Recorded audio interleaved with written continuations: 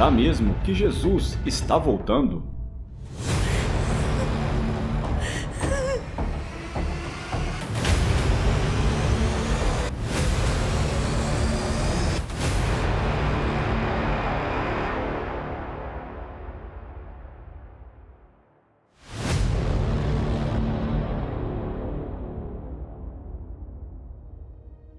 Essa pergunta talvez seja a pergunta mais importante do mundo na atualidade.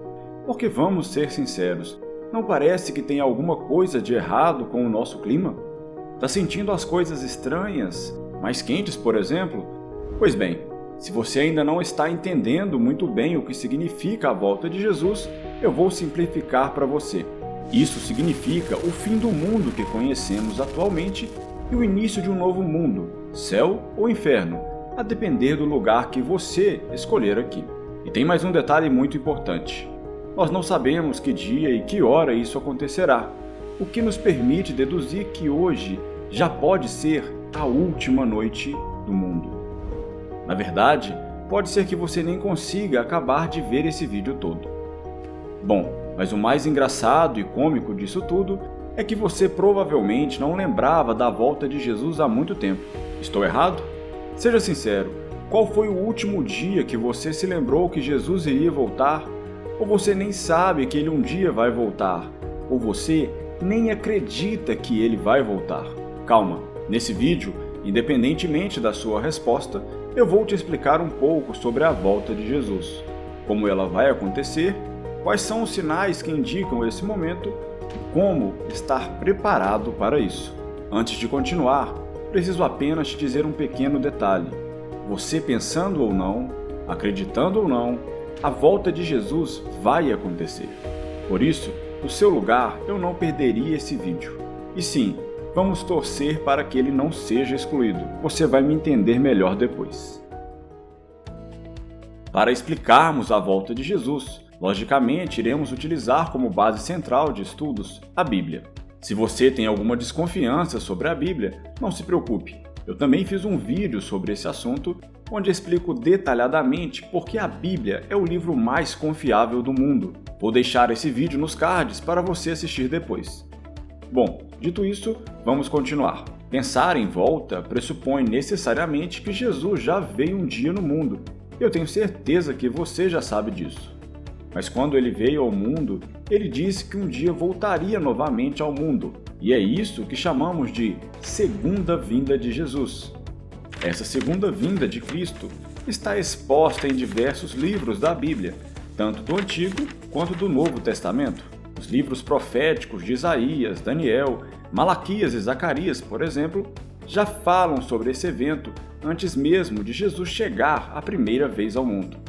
Posteriormente, os 4 evangelhos, as cartas de Paulo e Pedro e o Apocalipse de João também especificam e explicam detalhadamente esse evento. Porém, para simplificar a nossa análise nesse documentário, iremos nos ater ao texto de Mateus capítulo 24, que já nos traz considerações suficientemente boas para o entendimento sobre o assunto. Além disso, como de costume em nosso canal, também iremos utilizar uma abordagem científica e filosófica sobre os fatos. E nesse vídeo em especial, iremos utilizar algumas considerações do escritor C.S. Lewis em seu livro A Última Noite do Mundo. Quem quiser conhecer melhor, o link do livro está na descrição. Analisando esse texto então, no verso 30 e 31, temos uma descrição de como o Filho do Homem, nome dado a Jesus, voltará novamente ao mundo. Diferentemente da primeira passagem, que Jesus veio para sofrer e morrer pelos nossos pecados, também já fiz um vídeo especificamente sobre isso que estará ao fim desse vídeo. Na segunda vinda, Jesus virá com grande poder e glória. Isso acontecerá porque agora Jesus virá com outro papel, o de juiz, em que ele irá literalmente levar para os céus os filhos de Deus, ou seja, todo ser humano que um dia arrependeu dos seus pecados e creu que Jesus Cristo é o seu Salvador. Por aqui, temos então duas importantes características da vinda de Jesus, o seu poder e o seu caráter de juiz. Porém, ainda temos mais uma consideração importante, provavelmente a mais aclamada de todas. quando Jesus irá voltar. Se você leu atentamente o texto de Mateus capítulo 24, provavelmente viu um verso aparentemente embaraçoso e contraditório. Veja no verso 34 que Jesus disse que não passaria esta geração sem que todas estas coisas, isto é, o final dos tempos e a sua volta, aconteçam. E agora, hein? Como explicar esse texto? Jesus não voltou ao mundo novamente naquela geração. Ele ainda não voltou até hoje, pelo menos não enquanto estou escrevendo esse texto, porque pensando aqui, pode ser que esse vídeo nem seja publicado por esse motivo. Mas enfim, o que aconteceu aqui? Vamos lá! Primeiramente, precisamos analisar o contexto inteiro desse capítulo. Exatamente há 12 palavras depois, no verso 36, Jesus já diz que ninguém, nem ele nem os anjos, sabem a hora e o dia que isso ocorrerá. Ele disse, inclusive, no verso 27, que a sua volta seria como um relâmpago, ou seja, completamente inesperada. Certo, ainda não consegui te explicar o verso 34 e eu sei disso. Provavelmente aqui ainda temos mais dúvidas, porque agora temos praticamente uma contradição em 2 versículos vizinhos de um mesmo capítulo. Mas calma, eu vou te apresentar 2 teorias para isso e ainda te indicar uma terceira. A primeira teoria para o versículo 34 evidencia que os versículos anteriores estão tratando de 2 coisas diferentes. O primeiro, uma profecia que Jesus proferiu dizendo que o templo de Jerusalém seria destruído, e a segunda, realmente os fins dos tempos. A primeira profecia de fato já ocorreu no ano 70 d.C., quando os romanos, comandados por Tito, cercaram Jerusalém e destruíram completamente a cidade.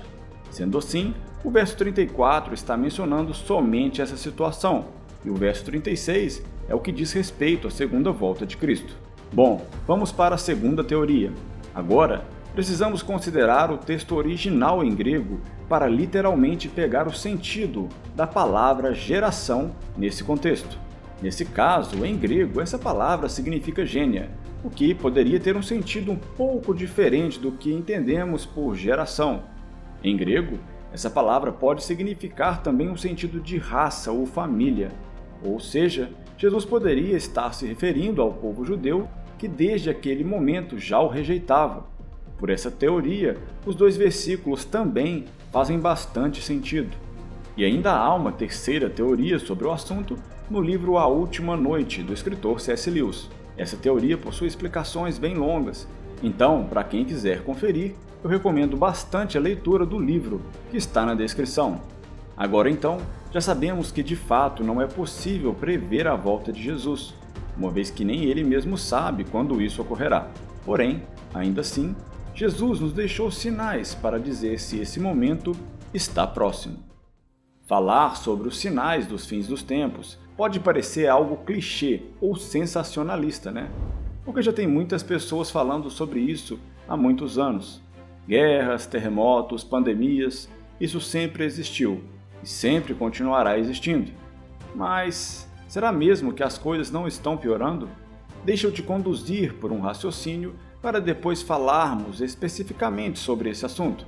Você já reparou que não consegue perceber muito bem as mudanças físicas, por exemplo, de alguém que você convive todos os dias? Vamos pensar que a sua esposa ou seu marido tem emagrecido 10 quilos em um ano. Você provavelmente não vai conseguir perceber essa mudança no presente. Você não vai ver esse evento ocorrer todos os dias. E isso é bem simples de explicar. Vamos supor que linearmente a sua companheira ou seu companheiro tenha emagrecido esses 10 quilos ao longo de um ano, ou seja, 365 dias. Com essa consideração, ele teria emagrecido cerca de 27,5 gramas por dia, o que torna impossível ver qualquer diferença em seu físico.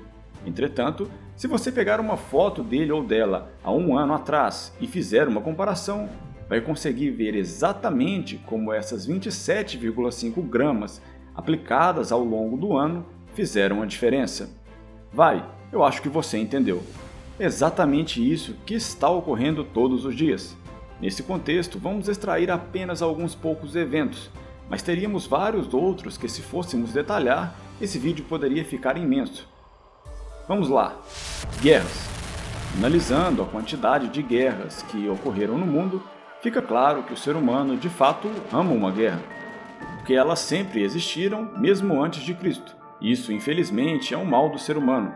Porém, quando analisamos especificamente os mais de 2000 anos após a primeira vinda de Jesus, podemos ver que as guerras estão aumentando a cada dia. Só a título de exemplo, somente na Primeira e na Segunda Guerra Mundial, mais de 100 milhões de pessoas foram mortas ao redor do mundo. Nem mesmo as grandes invasões do Império Mongol, comandadas pelo terrível Gengis Khan, chegaram numericamente próximo a esse valor de mortes. Mas Gênesis, essas duas guerras já se passaram há muito tempo. Do fim da Segunda Guerra, já temos mais de 70 anos. Pois bem, mas depois dessa mesma Segunda Guerra, dentre pequenas e grandes guerras, o mundo já criou pelo menos mais 70 novas guerras nesse período. Se você for pensar claramente, na data em que esse vídeo está sendo gravado, há pelo menos duas grandes guerras ocorrendo no mundo, sem contar as pequenas guerras constantes que também estão ocorrendo na África ou no Oriente Médio, por exemplo. Doenças, fomes e terremotos? Sim, o ser humano ainda não conseguiu resolver esses problemas.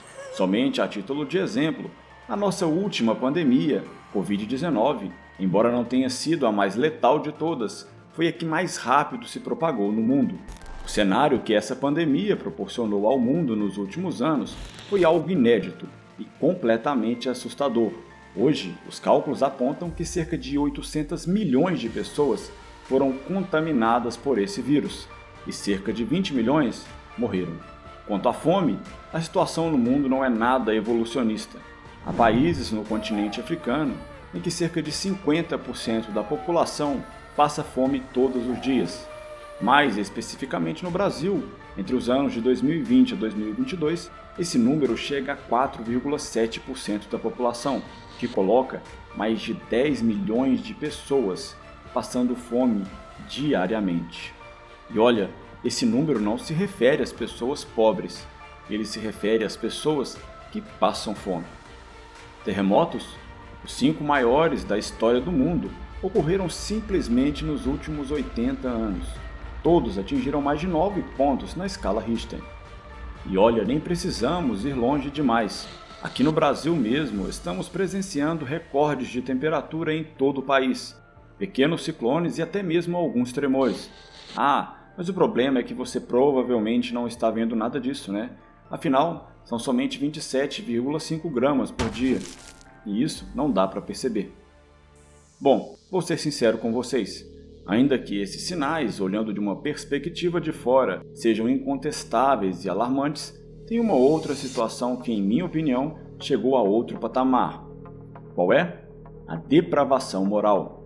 Olha, o próprio trecho de Mateus capítulo 24, nos versos 10 a 12, já traz um pouco disso. Mas na segunda carta de Paulo a Timóteo, no capítulo 3, fica evidente essas características de depravação dos fins dos tempos. Egoísmo, avareza, arrogância, desobediência, sem amor à família, amante dos prazeres e assim por diante. A lista é muito grande e eu te recomendo a ler com calma esse capítulo. E vejam só, o que mais vemos hoje no mundo? A depravação total. Olha, seguindo o nosso exemplo das 27,5 gramas por dia, aqui a situação é tão grave que mesmo vendo do presente, dá para perceber todos os dias como o mundo inteiro tem ficado cada dia mais depravado e fútil. As crianças viram uma apresentação de dança, que é um espetáculo chamado Suave, que a gente viaja desde 2014 para o mundo afora apresentando a nossa arte, apresentando a nossa dança. É claro que vocês não vão entender contexto nenhum, até porque é um simples vídeo que a gente coloca, então milhares de coisas estão acontecendo. Para quem tá julgando que é do diabo, que é isso, que é aquilo, mano, vão ter Deus no coração, né, cara? Porque, tipo... Assim, as crianças estão muito felizes, não tem nada demais. Eu queria entender o que se passa na cabeça de alguém que acredita que isso aqui é algo que possa ser apresentado para crianças. Eu reagi como qualquer pessoa lúcida que viu essa gravação, com muita indignação e com repúdio. Vamos ser sinceros, eu nem posso dizer aqui tudo o que eu gostaria sobre o assunto, porque o vídeo provavelmente seria excluído, simplesmente porque hoje não existe mais certo e errado. Estamos vivendo na era da ditadura do relativismo, uma inversão de valores total, onde a sociedade não mais aceita as regras. É exatamente assim que estamos vivendo. Tudo é permitido. A única coisa que não é permitido é não permitir. Vamos fazer aqui uma brincadeira, tá? Imagina o seu bisavô ou a sua bisavó assistindo alguns minutos do que as pessoas fazem hoje em dia. O que você acha que eles achariam disso tudo? Pois é, eles achariam que isso era alguma brincadeira sem graça, porque não tem como uma realidade dessas existir. Mas Gênesis, você está sendo retrógrado em suas falas. Você não disse que os seus vídeos eram apoiados na ciência? Meus amigos, ciência é muito diferente do que estamos vivendo hoje. Logicamente, com o passar dos tempos, muita coisa boa aconteceu e evoluímos muito, principalmente quando consideramos a própria ciência, a tecnologia e os direitos das pessoas menos favorecidas. Esses avanços são louváveis e fico muito feliz por isso. Porém, no meio do caminho, aparentemente o pêndulo desequilibrou um pouco e foi para o lado oposto do que podemos considerar como evolução. Lutero certamente uma vez disse que a humanidade é como um homem bêbado, que depois de cair do cavalo pelo lado direito, caiu da próxima vez do lado esquerdo.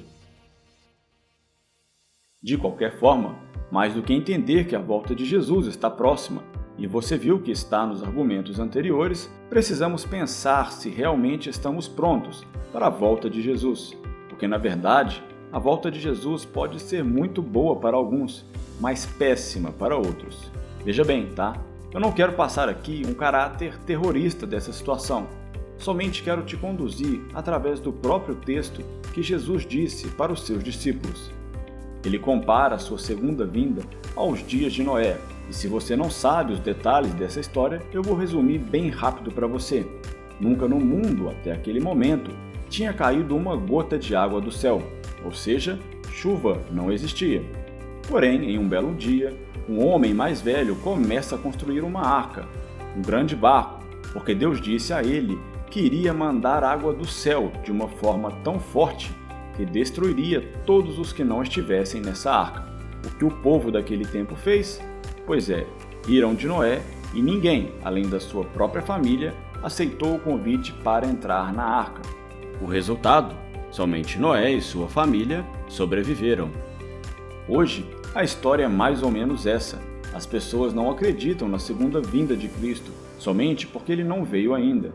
Parece irracional, mas se tratando do ser humano, sabemos que isso acontece. O convite também está sendo feito, não para entrar na arca, mas para que você abra o seu coração para Jesus entrar. Em Apocalipse 3:20 diz: Eis que estou à porta e bato.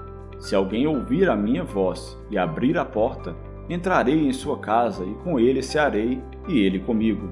Lembra que bem no começo do vídeo eu disse que você precisava escolher o seu novo mundo? Sim, essa é a sua decisão. Aceitar Jesus em sua vida ou não. E olha, se você já aceitou esse presente, você também tem um dever muito importante agora: mostrar para todo mundo que Jesus está voltando. E uma das formas de fazer isso é curtindo esse vídeo e compartilhando com os seus amigos, pois assim eles também poderão saber dessa verdade. Ah, e se você quer saber o que Jesus sofreu para te salvar, o vídeo sobre isso vai estar aparecendo aqui agora. Jesus, o início e o fim.